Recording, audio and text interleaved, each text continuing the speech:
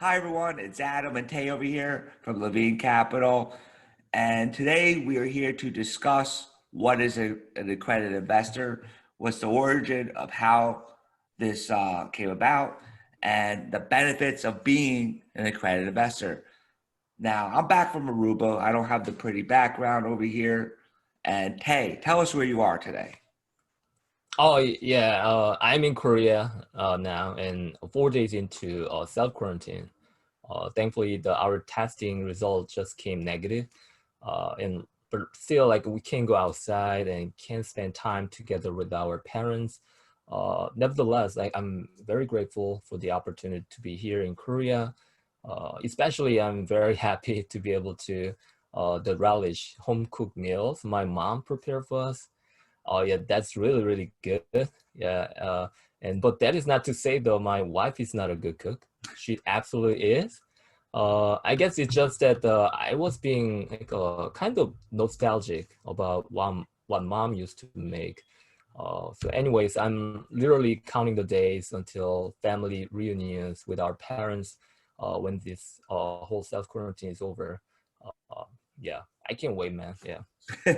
I know it's crazy. I was in Aruba and we went to quarantine as well. It's a long story. But point was, I understand. I feel your pain, and it's worth it. You want to help people. You want to, Yeah. you want to be responsible. And the whole idea is you have to be responsible, respect, and we're all going to get through this. So, getting back to the accredited investor, look, this is an important topic. A lot of people probably heard of it. They probably, maybe they think they know, maybe they don't, but we're here to educate. Again, how it all started, why is this in place? And one of the benefits to being a accredited investor, and on top of that, there's some new things that are developing, some new changes to the rules of what's going Mhm. on. We'll discuss that later on, which actually will benefit a lot of investors. Now, so tell us where did the notion of an accredited investor come from? Actually, let me go back. One thing I want to mention, I'm sorry, Tay. The financial disclaimer. This is very important. I need to put this out there to protect ourselves.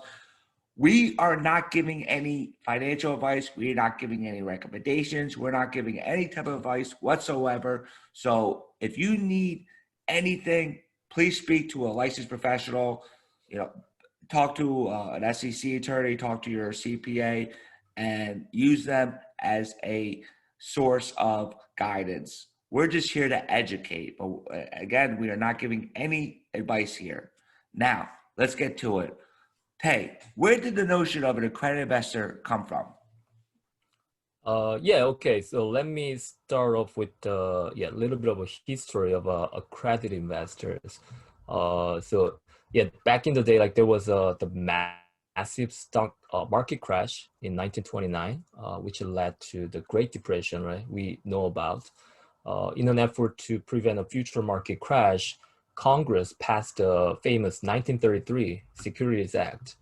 The primary goal of this law was to protect the everyday investor like you and me, right, in security transactions. However, private offerings were exempted from these laws, and the Supreme Court had to decide which investor really needed to be protected under this Securities Act. Then later on, the court ultimately determined that an investor must have a sophisticated financial knowledge to assess the investment and the financial cushion from suffering a total loss. Only then the investor became eligible to participate in a private offering. And for the sake of simplicity, the SEC standardized investor eligibility and defined the term accredited investor, today's topic, but strictly from monetary standpoint and omitted the sophisticated investor provision outright. Uh, you may wonder then why the security really law matters to the real estate universe, right? It's true when we think of investment security at large, tradable financial assets like stocks or bonds may come to mind first. but in actuality, the scope of securities in our context here is very broad.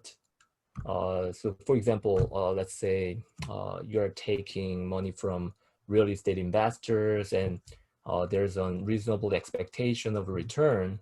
And if those returns are really generated by your efforts, then you are selling quote unquote securities. Yeah, that's why we need to care about like a do's and don'ts related to this accreditation, even in real estate. So Adam, like, would you be able to like shed some light on what is an accredited investor? Very simple. Under the U.S. law, securities may not be offered for sale unless they are registered with the SEC. However, there is an exception that is granted if the investment is only being sold to accredited investors. And what is an accredited investor? An accredited investor can invest in certain opportunities not available to the general public. It is they're permitted to invest in certain unregistered investments such as private equity, venture capital, and hedge funds. And an accredited investor, we're going to focus more on the United States. Okay. So in the United States, to be considered an accredited investor, one must have a net worth of at least $1 million, which excludes the value of one's primary residence, or you have an income of at least $200,000 a year consecutively for 2 years, or if you're married, it's $300,000 of combined income for 2 years. Now, there's more things to that as well, where let's say you have an entity, an LLC. Now, if that LLC, that entity that is created, has $5 million of aggregate total, that entity becomes accredited. Now, a few things that can happen. So let's say you have multiple investors that are not accredited, maybe they're accredited, but they pool their capital into an entity such as, let's say, an LLC, and if they're all owners of that LLC, that they can actually invest because that entity is now considered an accredited. It meets the suitability standards of being an accredited investor.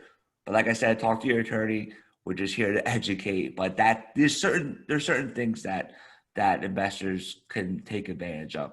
Now, Tay, did that make sense to you? I just want to make sure that I'm explaining it good Oh for yeah, yeah, absolutely. Yeah, I just like to mention one thing real quick here. I mean, yeah, interesting enough, there's no government agency or independent body determining an investor's accreditation. So there's no certification exam or any piece of paper, stating so and so is an accredited investor. So instead, the companies that issue this type of unregistered security actually have to conduct due diligence on a potential investor status prior to sale. So yeah, that's the deal. Yeah. And actually, so going back, yeah, exactly. And Tay, like one thing that investors need to know, like, so how do you validate that you're an accredited investor? Right. Look, the simplest way is just get a letter from a CPA, a licensed professional, and they sign off a piece of paper basically that validates your accreditation. There are some other ways to do it. They do have some other channels. Another way that there's more moving parts is I've done it before for someone where basically what we did was you get a schedule of real estate owned of properties, not including the personal residence, and you obtain a credit report because you want to see that they have you don't want their liabilities to exceed their assets. You got to make sure they have that $1 million of assets, and that was it basically. And then you have to have a paper trail. You have to have all these documents there so that basically it's there to protect us, and we need to make sure you're very organized. I have other instances where you just have a letter from your CPA. It's very simple. That's the easiest way of doing it. Tay, you agree with me on that? Like, does that make sense? Yeah, I think that maybe also I remember the also tax return, right? Could be a good way of proving that That the tax yeah, return. investors meet the requirement. Yeah, right. Exactly. So tax return is another part where you could show your tax return for 2 years. They do have other software, like not software, like websites that do. I never went through it personally, but I know like we'll probably cross that point where they have websites that validate the accreditation.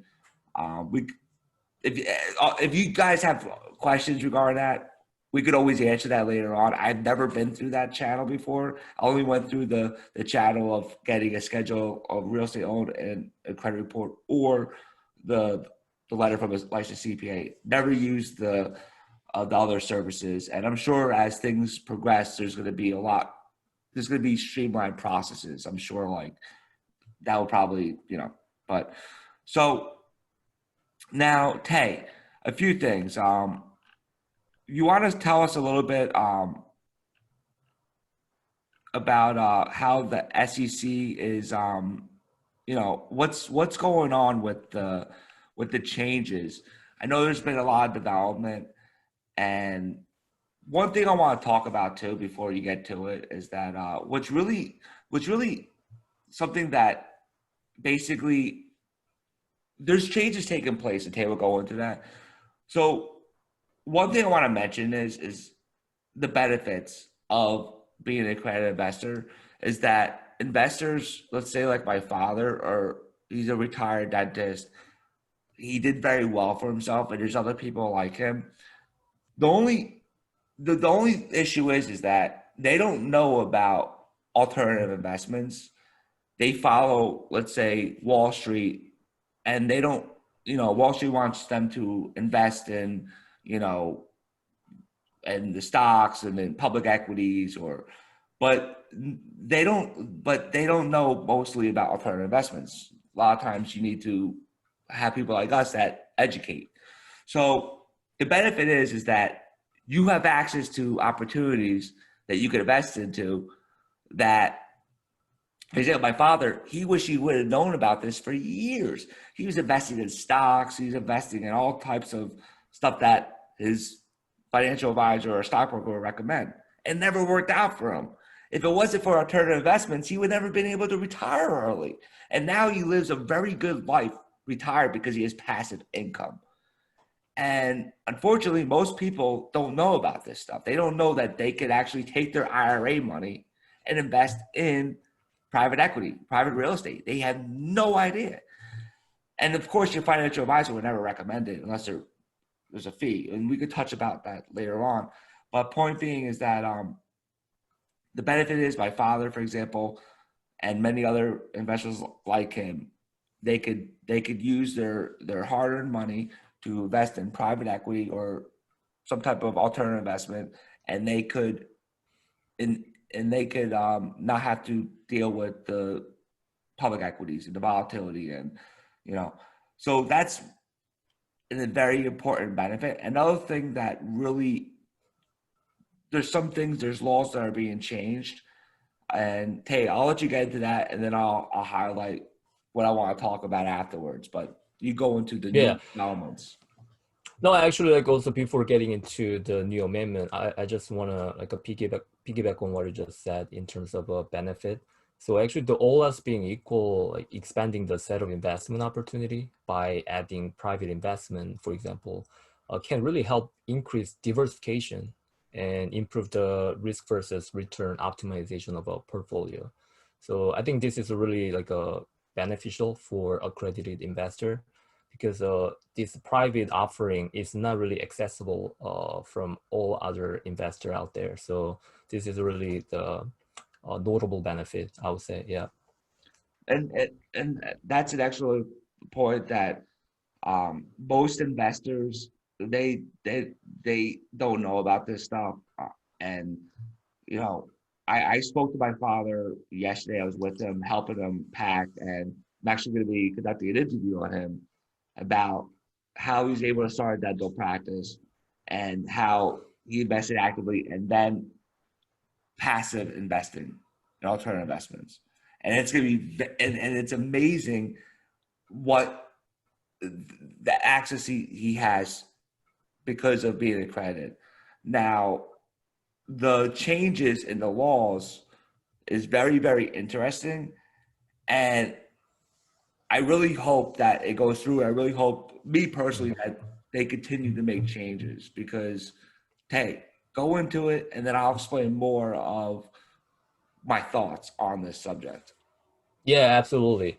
So historically, the individual investor who do not meet the income or net worth tests currently existing, right, have been really denied the opportunity to invest in the private market altogether, like regardless of their financial sophistication level. So then also this net worth and income threshold were established in 1982, quite old, right? Then the SEC finally started taking action to address the shortcoming and criticism of outdated accredited investor criteria. So like quite recently on August 26th, 2020, the SEC adopted changes to its definition of an accredited investor. And these new rules will come into effect 60 days after their publication. So which is about the end of October. So simply put, the amendments allow investors to qualify as a accredited investor based on professional knowledge, experience, or some sort of a certification. So these changes are definitely welcome and move in the right direction.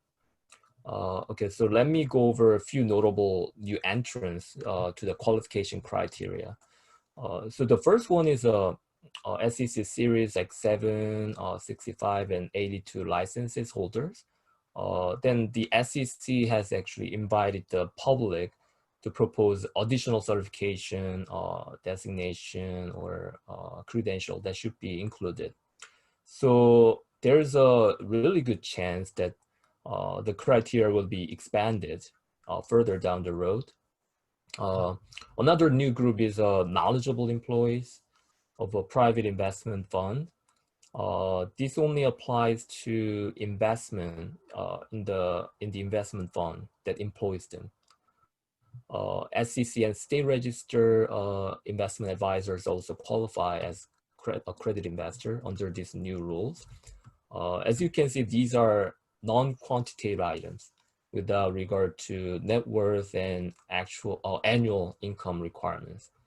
On a quantitative side, yeah, Adam, as you mentioned, like limited liability company with a $5 million in assets and family offices with $5 million in assets under management will be deemed accredited investor to the eyes of the SEC. So what do these changes mean for private offerings and the pool of accredited investors?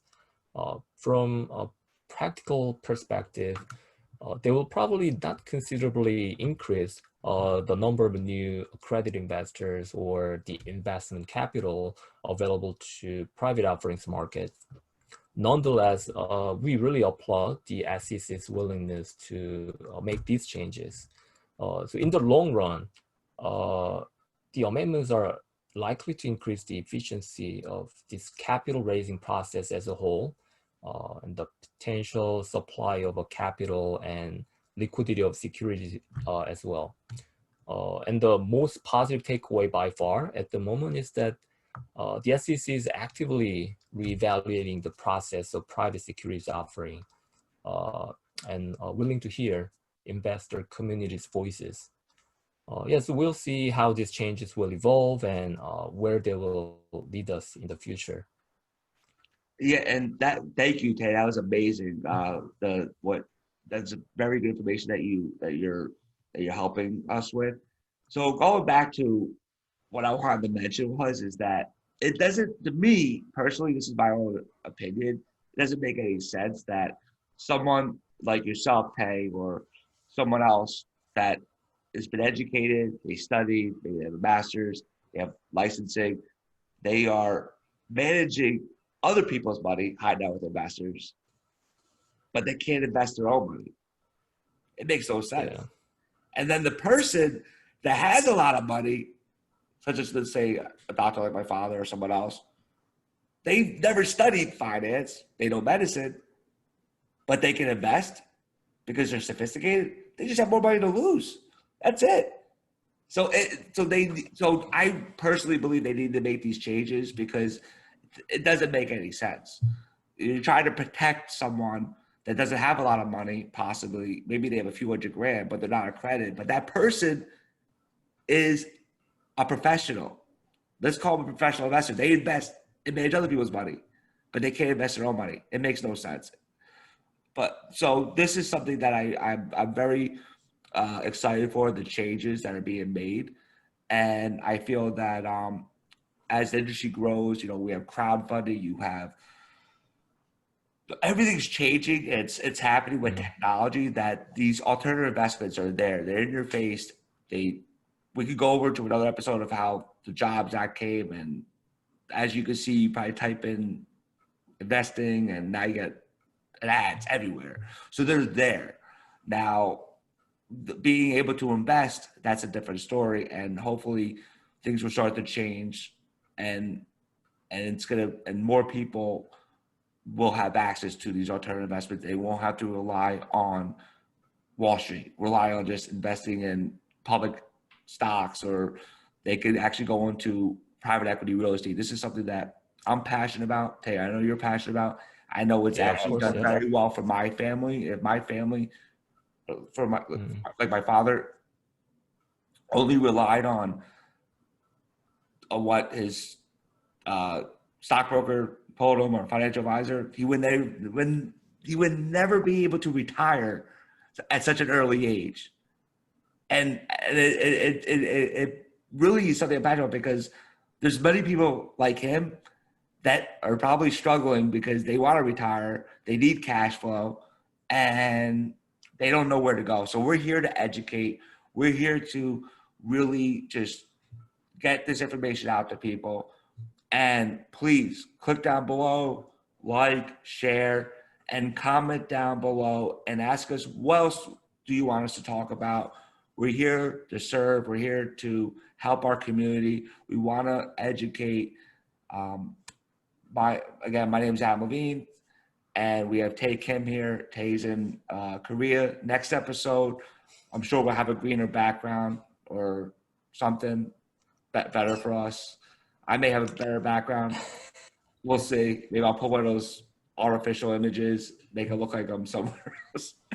But, yeah, I couldn't find a good spot. So I mean, I'm even thinking about sharing some the place where we want to visit as a background. Yeah, I can talk about those places a little bit in the beginning. Yeah. And one more thing, UFC gym. I'm gonna go to the gym today and go. I think we have boxing at 7 p.m. I gotta check. I love it. You gotta, love real estate. Gotta work out too. It's good for the mind. It's good for everything. And always studying. That's very important to me. You always gotta study, and you gotta have your family, your health, and going back to everything else, everybody, thank you for everything. Thank you for listening. And we'll be back with another episode. So until next time, happy investing. Take care. Yeah, happy investing, everyone. Yeah, take care. Yeah.